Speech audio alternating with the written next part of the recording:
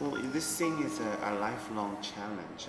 It's a lifelong life-changing experience for me. Um, that I realized that I need to also slow down from doing too much.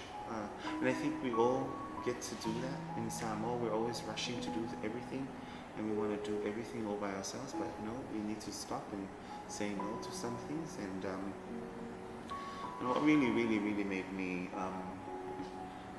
value more is my relationship with my family, my mom and my sister, and um, those who really, really love me, and everyone in my family. So it's a treasure. I think we need to a little bit more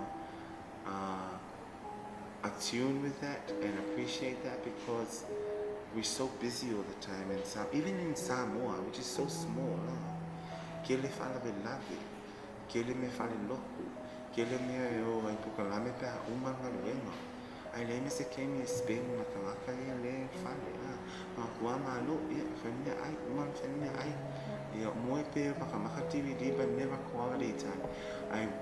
I went with my sister the doctor, Dr. Steineva and then also my mom, but they were both very supportive when we went, and we spent 8 weeks together over there, and it was the most beautiful 8 weeks